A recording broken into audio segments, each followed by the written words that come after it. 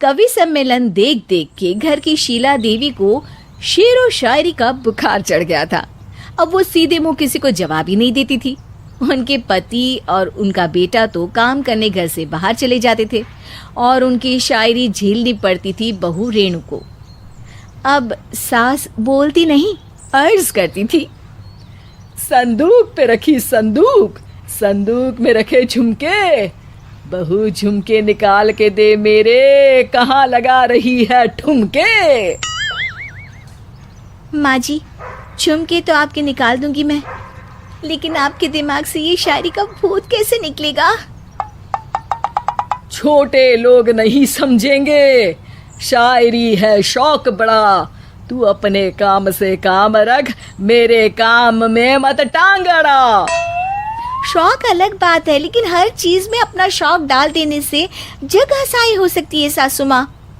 अरे मैं हूँ एक नंबर कलाकार, कोई ऐसी वैसी बला नहीं, तुम घर के कामों में उलझी, समझोगी मेरी कला नहीं। ठीक है माँ जी, आप नहीं समझती तो कोई बात नहीं, लाओ मैं आपके झुमके ही निकाल कर दे देती हूँ। बहू सास के झुमके निकाल कर देती है और वहाँ से चली जाती है। शाम को बहू अपने पति से शिकायत करती है, सुनिए जी, आप माँ को कुछ समझाते क्यों नहीं? अरे क्या समझाना है माँ को? अरे अपनी शायरी थोड़ी कम करे ना। अरे तुमको उनकी शायरी से क्या दिक्कत है? अरे मुझे नहीं, पर पड़ोस में सब लोग हंसते हैं, कहते हैं बुढ़ापे में लोग सठिया जाते हैं, लेकिन शीला जी तो शायर हो गई हैं। अरे लोगों का काम है कहना, लोगों की बातों का क्या टेंशन लेना। अरे वाह, मैंने भी शेर कह दिया, वाह वाह वाह वाह। देख लो, तुमसे किसी ने कहा नहीं और तुम्हारे सामने कोई माँ की बुराई नहीं करता तो तुमको फर्क नहीं पड़ रहा। अरे तुम खामखा की बात का बतंगड़ बना रही हो। चलो चाय बना कर ले आओ मेरे लिए, साथ पियेंगे, कोई ढंग की बातें करेंगे। रेणु चाय बनाने लगती है। पहले वो अपने पति को चाय देती है, फिर सास को और आखिर में अपने ससुर को। लेकिन वो देखती है कि ससुर जी कुछ परेशान से हैं। क्या हुआ ससुर जी, कोई बात हो गई है क्या? अरे तेरी सास बात बात पे शायरी करती है। कल मैंने पूछा कि खाना खाया तो तेरी सास ने क्या जवाब दिया पता है? अरे गलती की और आरोपी ने कोड़े खा लिए फटाफट, खाना तो नहीं पर पकोड़े खा लिए झटाझट। अब बता क्या जवाब दूं इस बात का? वो तो सभी से शायरी में ही बात कर रही हैं, मुझे भी समझ में नहीं आता कि क्या करूं मैं। बेटा उसको उसी की भाषा में जवाब देना पड़ेगा। मैं तो आम बातचीत में भी उसके सामने कुछ नहीं बोल पाता, शायरी में क्या बोलूंगा भला। ससुर ने जैसे ही कहा कि उसको उसी की भाषा में जवाब देना पड़ेगा, बहू को ये बात जच गई। अगले ही दिन वो शायरी की कुछ किताबें लेकर आई और शायरी की प्रैक्टिस करने लगी ताकि सास को उन्हीं की भाषा में जवाब दे सके। उसने दिन रात एक कर दिए।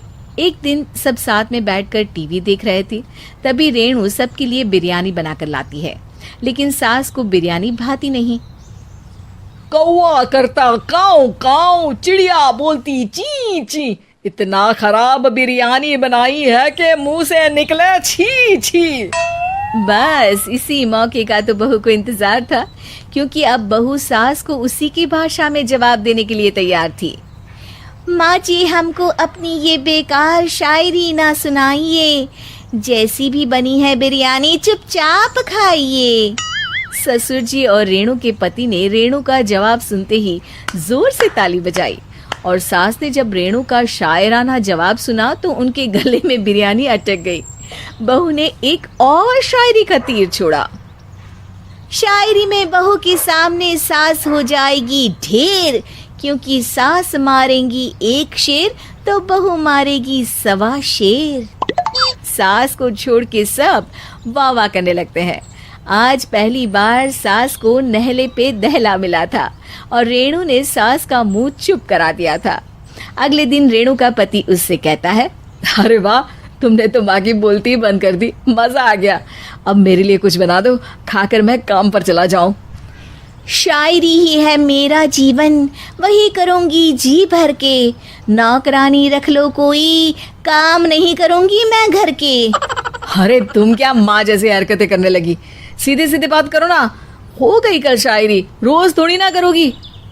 शीशी भरी गुलाब की पत्थर पे फोड़ दो, जो मुझे शायरी से रोके उसके कान मरोड़ दो। पति घबराकर वहां से चला जाता है और बाहर उसके पिताजी के पास जाकर बैठ जाता है। दोनों अपनी बीवियों की शायरी से परेशान है। ससुर को पछतावा होता है कि क्यों उसने बहू को सास की भाषा में ही जवाब देने का आइडिया दिया। अब तो घर में दो दो शायर हैं। दोनों एक साथ दुखी स्वर में कहते हैं, हम दोनों की ही बीवियां जब से शायर हो गई है, क्या बताएं, जिंदगी एक फटा हुआ टायर हो गई है।